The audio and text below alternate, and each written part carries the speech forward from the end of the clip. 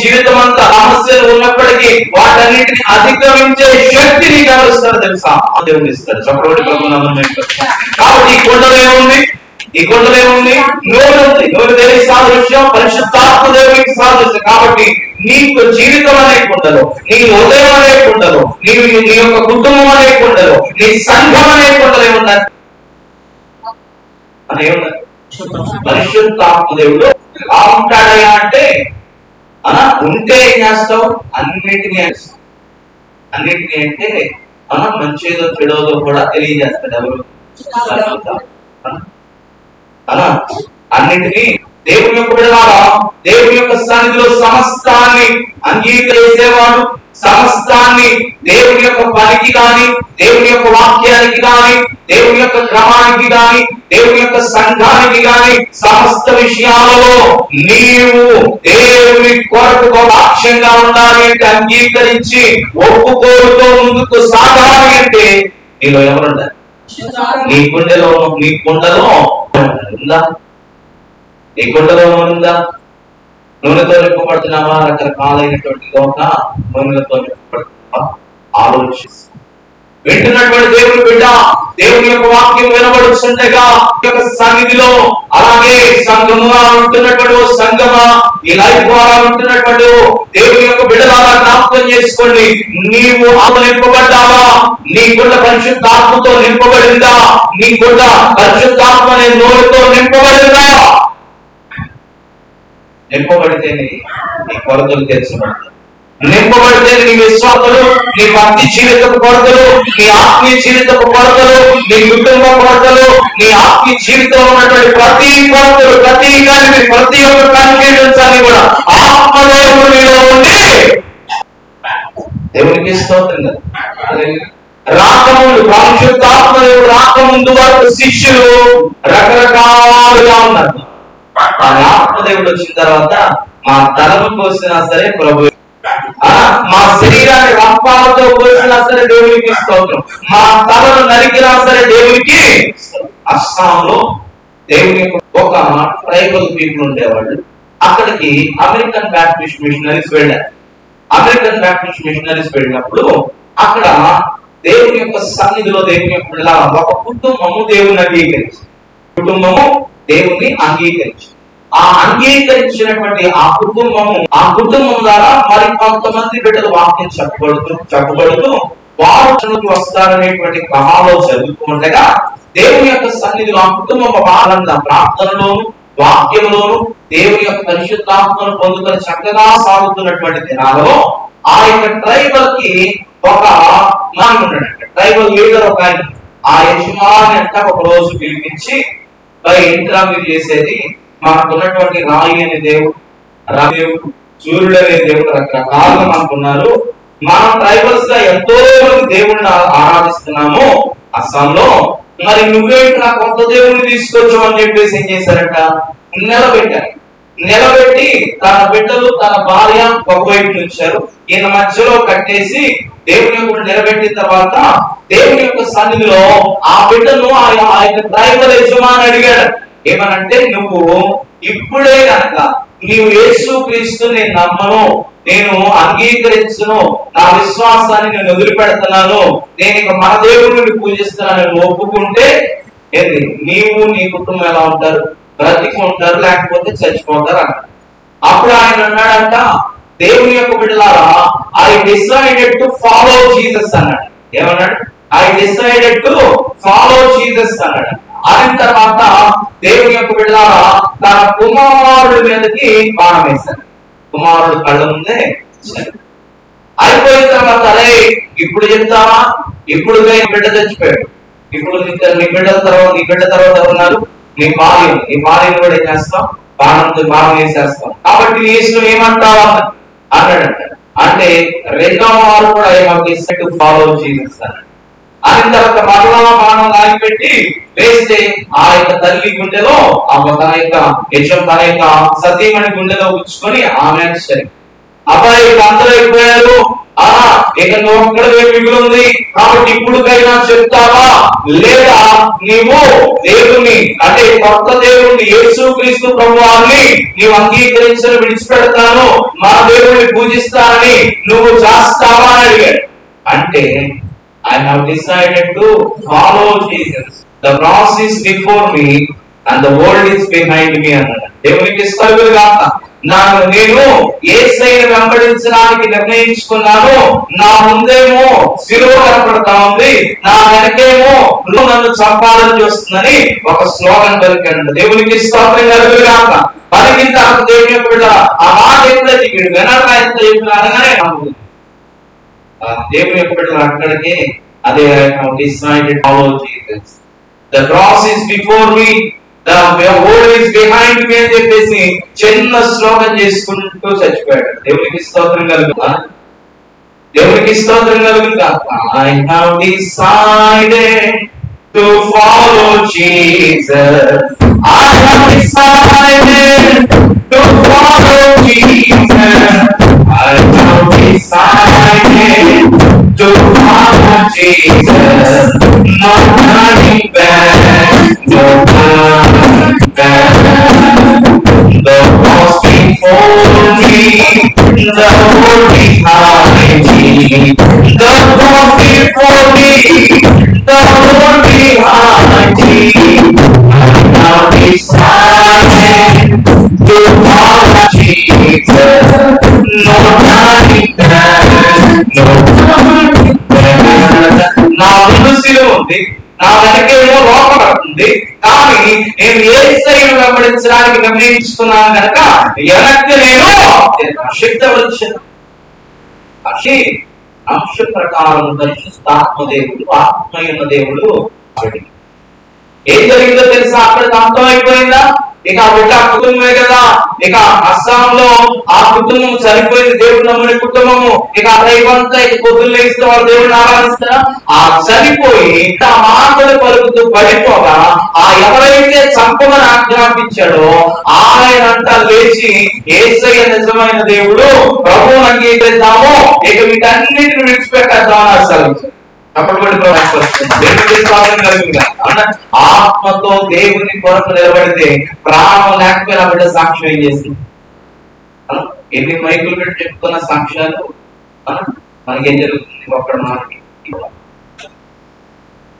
ఆ బిడ్డ చనిపోతూ తన కుటుంబం మొత్తం కూడా దేవుని కొరకు నిలబడి ఆత్మశక్తితో ధైర్యంగా నిలబడి ఎవరు సర్వీక్ష దేవుని యొక్క ఆయన పలికిన మాటలకి ఆ ప్లాన్ అంతా ఒక స్లోగన్ రాసుకున్న పాట ఈ పాట ఇప్పుడు మనం పాడుతున్నాం. అలా వెంబడించడానికి నిర్ణయించుకున్నాను. వెను తిరిగేది ఇంకా లేదు. ఇక ముందేమో నాకు శిలువ ఉంది, కనుకేమో లోకం ఉంది, అయినా సరే నో టర్నింగ్ బ్యాక్ అని ఈ స్లోగన్ రాసుకుంటే అస్సామంతా క్రిస్టియన్స్ కదా. అంత యేసయ్య బిడ్డలుగా మారిపోయారు. దేవునికి స్తోత్రం కలుగుగాక. దేవునికి స్తోత్రం కలుగుగాక.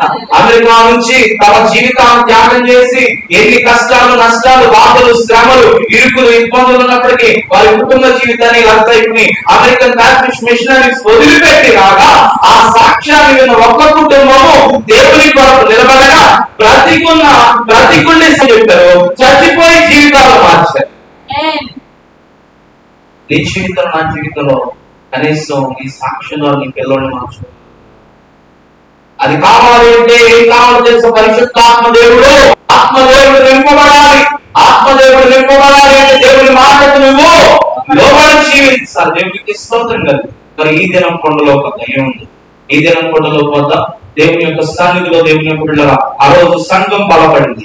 ఆ రోజులో అపోస్తలులు బలపడ్డారు. ఆ రోజులో పరిశుద్ధాత్మదేవుడు అపోస్తల కార్యములు అనేటువంటి పుస్తకము కేవలం ఎవరి కార్యాలు తెలుసా?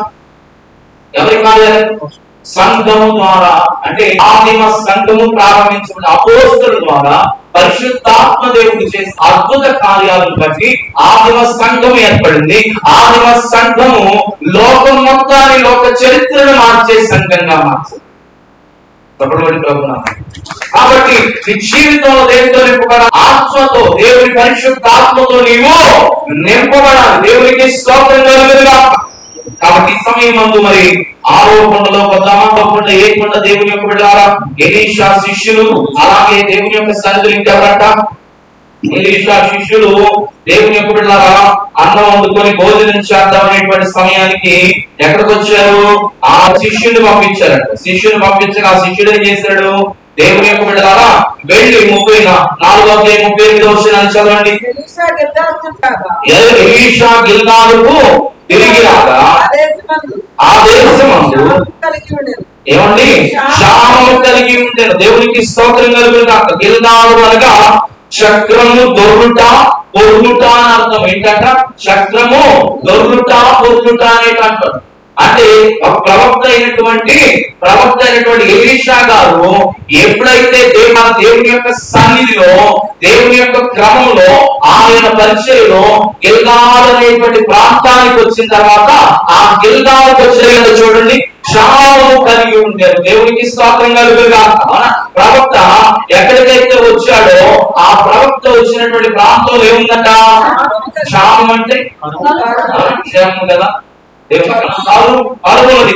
ఆ కరువున్నటువంటి సమయంలో దేవుని యొక్క బిడ్డలారా ఆ ప్రవక్త వచ్చి ఆ సమయంలో ఏం చేస్తున్నారు చూడండి. ప్రవక్త శిష్యులు అతని సమక్షంలో కూర్చొని ఉండగా అతని తనని పిలిచి పెద్ద కుండ పొయ్యి మీద పెట్టి ప్రవక్త శిష్యులకు కూర వంట చేయమని సెలవించాను. ప్రవక్త ఏం చెప్పాడంటే, ఆ శిష్యులారా కరువు కాలం కాబట్టి ఒక పెద్ద కొండ పెట్టండి, అందరం కలిసి కూర వంట చేయండి, అందరం కలిసి ఏం చేద్దాం? భోజనం చేద్దాం అని చెప్పాడు. సరే వెళ్ళిన తర్వాత దేవుని యొక్క పిల్ల మనం చూస్తే ఈ కొండలో కూర చేయబడడానికి ఏర్పాటు చేయబడిన కొండ. ఏమండడానికి? కూర చేయబడడానికి ఏర్పరచబడినటువంటి ఈ కొండలో దేవుని యొక్క బిడ్డల ప్రవక్త మాట విని ఒక శిష్యుడు దేవుని యొక్క బిడ్డలా వెళ్ళాడు. చూడండి, అయితే ఒకడు పొలంలోనికి పోయి దేవునికి స్తోత్రం కలుగుగాక. ఎక్కడికి పోయాడంట? కూరాకులు ఎరుటకు తినడానికి ఆహారం చేసుకుందాం, కూర వంట చేసుకుందాం అని ప్రవక్త సెలవుగా ప్రవక్త మాటను బట్టి ఆ దేవుని యొక్క బిడ్డలు ఎక్కడికి వెళ్ళాడు? ఆ కూరాకులు ఏరుకోవడానికి పొలంలో వెళ్ళగా కూరాకులు వెళ్ళడానికి వెళ్ళినప్పుడు వీడికి మంచి ఏంటో దేవునికి స్తోత్రం పోయి వెలి ద్రాక్ష చెట్టును చూసి దాని ఇక్కడిక దేవునికి స్తోత్రం. అది ఎలా ఉందంట? వెలి ద్రాక్ష చెట్టు. అది ద్రాక్ష చెట్టేలే, అది మంచి ద్రాక్ష చెట్టేలే. దాని ఆకులు దాని పైన భౌతిక స్థితిని చూసి అనుకున్నాడంట ఇది మంచి ద్రాక్ష చెట్టేలే అని చెప్పేసి అనుకొని పాపం దాని గుణం అడగదు. దాని గుణం ఈరోజు దేవుని యొక్క బిడ్డల సంఘం అనేలో కూడా విశ్వాసులు అనేటువంటి వారు వాక్యం అనే ఆకులు వేరుతున్నారు కదా దేనికి? తినడానికి. చాలా సార్లు ఏమైపోతుందంటే వాక్యాన్ని గ్రహించలేక వాక్యము ఇది నిజమైనటువంటి అన్ని అన్ని యేసునామములో జరుగుతున్నాయి, అందరూ ఇదే బైబిల్ పట్టుకుంటున్నారు, అందరూ ఇదే వాక్యాన్ని చెబుతున్నారు కాబట్టి అన్ని వాక్యాలే. దాన్ని గుణం అడగాలి. దేని గుణం? ద్రాక్ష చెట్టు ఎక్కడ ఏ ఆకులు బాగానే ఉన్నాయి, పై రూపం బాగానే ఉంది. యేసు ప్రభు వారే ఒకసారి ఏమైపోయాడు? ప్రభు వారే ఒకసారి పడిపోయాడు. ఏమని? దేవుని అంజూరపు చెట్టును చూసి అంజూరపు చెట్టు ఎలా ఉంది? అంజూరపు చెట్టు పచ్చని ఆకులతో అంజూరపు చెట్టు ఫలించినట్లుగా అంజూరపు చెట్టు బాగా ఏపుగా ఎదిగి పచ్చగా కనబడుకునేసరికి ప్రభు కాకలేసింది. 4 అంజూర పండ్లు తిందామని ఎవరు చూశాడు? తీరా చూస్తే ఏమైంది? పూతలేదే, పిందెలేదే, పచ్చని ఆకులతో నిండే. పూతలేదే, పిందెలేదే, పచ్చని ఆకులతో నిండే.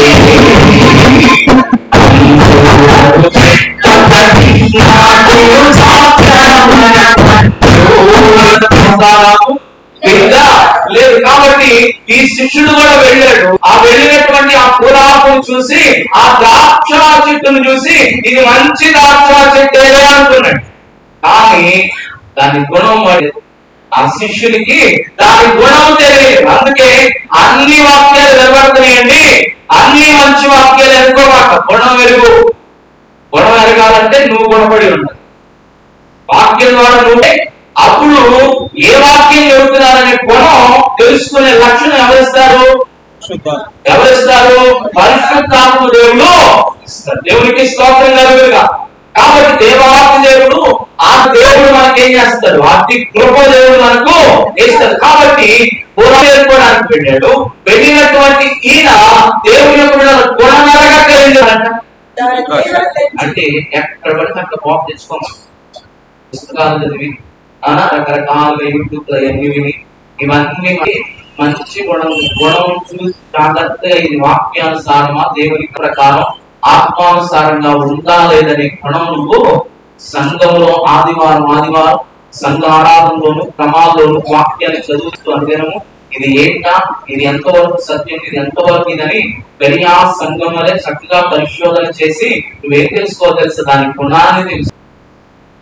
కాబట్టి ఈ కొండ మంచి కొండ పాపం, ఈ కొండ పంట చేయబడడానికే పెట్టబడి ఈ రోజు సంఘాల్లో కూడా దేవుని వాక్యం దేవుని కొరకే, దేవుని యొక్క కార్యం కొరకే, దేవుని చిత్తం కొరకే, దేవుని యొక్క పని కొరకే వస్తున్నారు. కానీ ఒక్కోసారి కొనగలగలే ఆ లోపల వేసుకునేటువంటి ఆహార పదార్థాలు మంచివో కాదో మనం ఎరగలేక కొనగలగలేక ఏం చేస్తున్నాడు, ఏమి పడితే వేసుకొని పోతల వైపు, లోక పోతల వైపు, అపవాది పోతల వైపు, మభ్య పెట్టే పోతల వైపు, అలాగే మన జోబెట్టి నిద్ర కూర్చే పోతల వైపు వెళ్ళిపోతూ అనుకుంటూ మీరు చేతులో పడేస్తారు. జ్ఞాపకం చేసుకో, జ్ఞాపకం చేసుకో. తీసుకుని వేరుటువంటి వాక్యం అనే ఆకులు అవి గుణం కలిగినయా లేవా అనేది పరిశీలన. లేకపోతే నువ్వు మంచి పంటలే పర్ఫెక్ట్ పంటలు ఎవరు తయారు చేయబడ్డారు? ఇర్మియా గ్రంథం ప్రకారం ఆయన ఇర్మియా చోట కనపడుతున్నాయి అంటే అయ్యా కుమ్మరి సారి వాడు ఏం చేస్తాడు, వాడు సారి పైన కుమ్మరి ఏం చేస్తున్నాడు, మట్టిని ముద్ద చేసి కొండ చేస్తున్నాడు అని సారమైన మట్టిని తీసుకొచ్చి ఆ మట్టిని మంచి కొండగా చేసి ఆ అనేటువంటి కుమ్మరి కూడా పరమ కుమ్మరైనటువంటి ప్రభువు కూడా మనందరిని మంచి కొండలుగా చేసి ఆయన సన్నిధి అనేటువంటి పొయ్యి మీద పెట్టి దేవుని యొక్క కూరాకులు వేసుకొని అంటున్నాడు. ఏ కూరాకులు వేసుకుంటాం? గుణం కలిగిన కూరాకులు వేసుకుంటావా?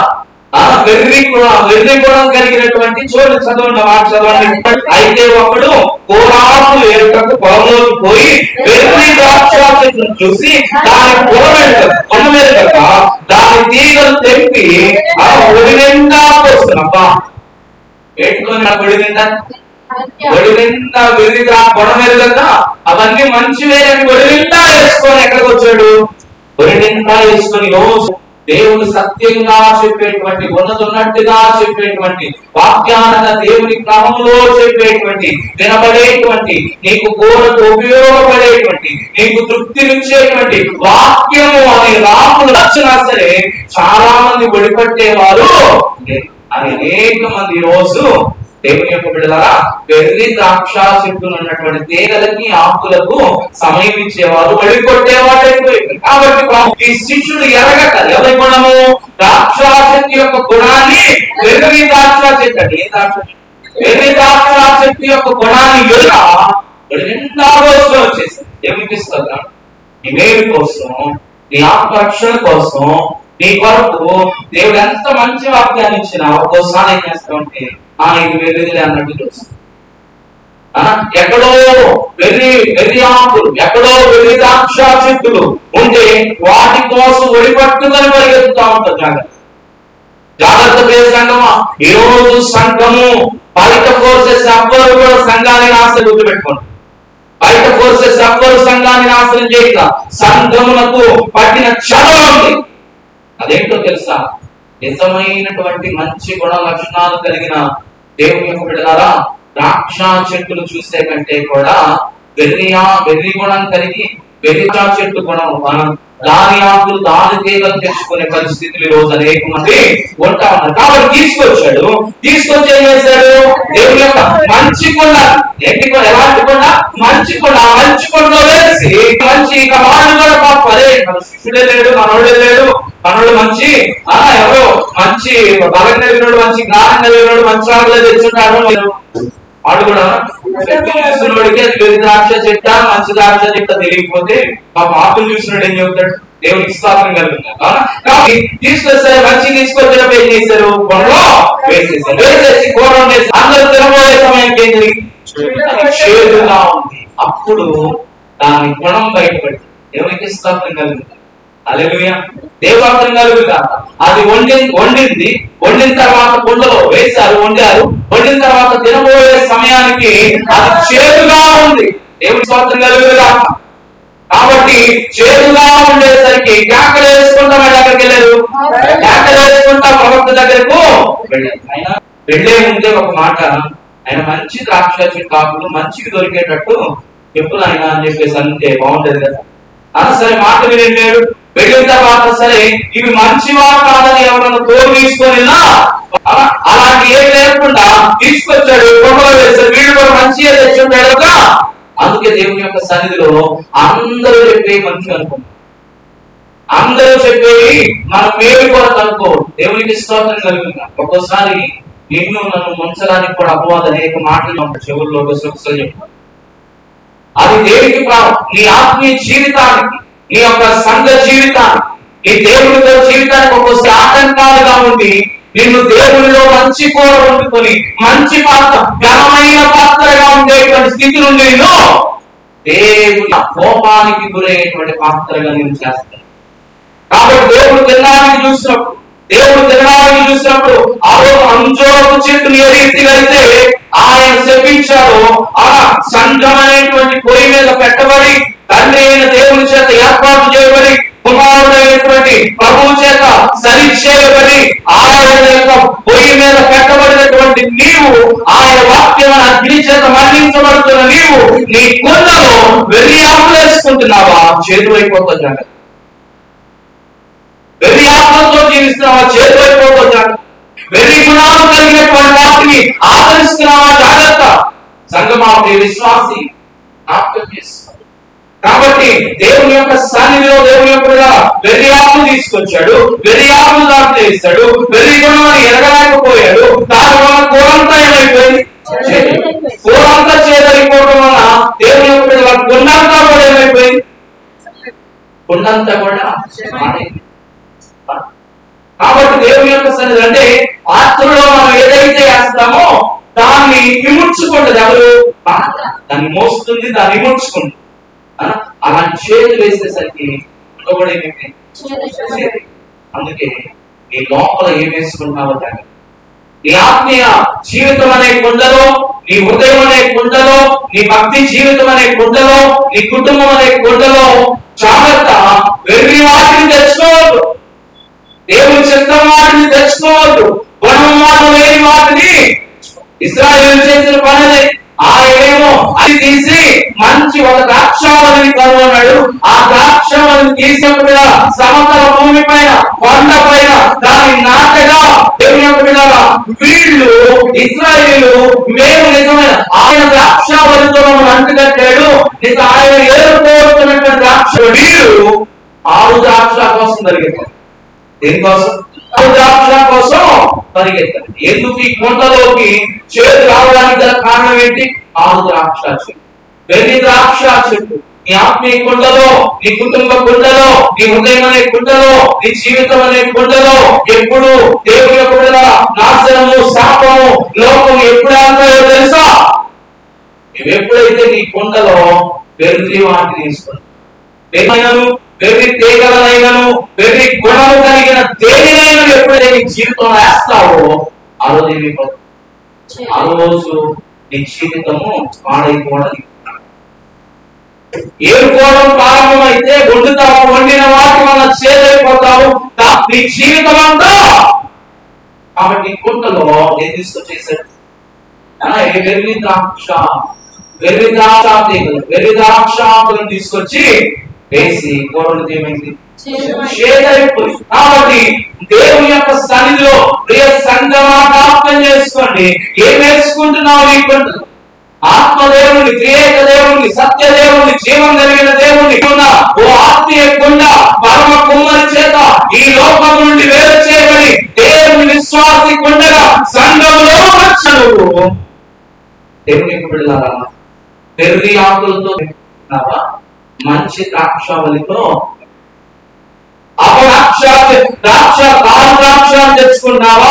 నేను నిజమైన ద్రాక్ష ప్రభు అయిన క్రీస్తును తెచ్చుకున్నావా? ఒకసారి ఆలోచన.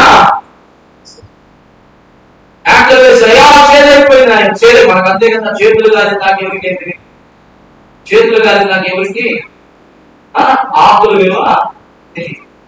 కాబట్టి కాలంలో ఆకులు పట్టుకునే అయితా. కాబట్టి ఇప్పుడు కేకలేస్తున్నాడు, నాయన నాయన ఎలీషా నాయన ఏమవుతుంది, అయ్యా ఆయన చేదుకోరు ఆయన, అయ్యా పూర్వం చేదుకున్నది ఆయన అంటే అప్పుడు ఎలీషా అన్నాడు, దేవునికి సమస్య దేవుని దగ్గరే తీర్చబడింది కానీ ఎవరు తీర్చలేదు. దేవునికి స్తోత్రం కలిగింది. కాబట్టి సమస్య వచ్చిందని చెప్పేసి కొండ మగ్గ కొట్టేసి వేరే కొండను తెచ్చుకుందాం అనుకున్నారా? ఏం చేశారు? ఇప్పుడు చెప్పినవి పెట్టమని దైవజనుడే చెప్పాడు, ఆ దైవజనుడి దగ్గరికి వెళ్దాము అని వెళ్ళి కేక చేసి ఆయన పిలిచిన తర్వాత ఆయన అన్నాడు, కొంచెం పిండి తీసుకొని కొంచెం చదవండి, వార్త చదవండి. దైవజనుడా కొండలో విషయం ఉన్నది చూడండి. దేవుని కొండ ఎలా తయారైంది? ద్రాక్ష వెలి ద్రాక్ష తీగలు ఆకులు వేయటం వలన దేవుని యొక్క ఏమైంది? ఆ విషయంగా మార్చబడింది. నీలో కూడా ఆత్మీయంగా దేవుడు నిన్ను ఏర్పాటు చేసి ఆయన యొక్క పొయ్యి మీద నిన్ను పెట్టి వాక్యం అనే అగ్ని చేత నిన్ను మండిస్తూ పరిశుద్ధాత్మ చేత నిన్ను ఒప్పింపజేస్తూ నడిపిస్తున్నటువంటి నీ కొండలో కూడా వెర్రి ఆకులు వేసుకుంటే ఎలా మారిపోతాం? వెర్రి ద్రాక్ష కూరలు వేసుకుంటే ఏమైపోతాం? విషముగా మారిపోతాం. దేవునికి స్తోత్రం. ఈరోజు సంఘములు విషముగా మారడాలి, విశ్వాసుల హృదయాలు విషముగా మారడాలి. ఈరోజు అనేక మంది జీవితాల్లో చేదు అనుభవాలతో విషాన్ని నింపుకొని రకరకాలుగా భయంకరమైనటువంటి పరిస్థితులు, నాశనమైన పరిస్థితుల్లో ఉండడానికి గల కారణం ఏంటో తెలుసా? వేసుకుంటున్న ఆకులేమో వేసుకుంటున్న ద్రాక్ష ఏమవుతుంది? కారు ద్రాక్ష. వేసుకున్న ద్రాక్ష ఏమవుతుంది? అది నేను చేరుకోవడం కలిగిన ద్రాక్ష. ఆ వెర్రి ఆకులు, వెర్రి ద్రాక్ష తీగలు ఎప్పుడైతే నిజమైనటువంటి ద్రాక్ష విడిచిపెట్టేసి కారు ద్రాక్షలు తెస్తున్నావో జీవితం ఏమవుతుంది?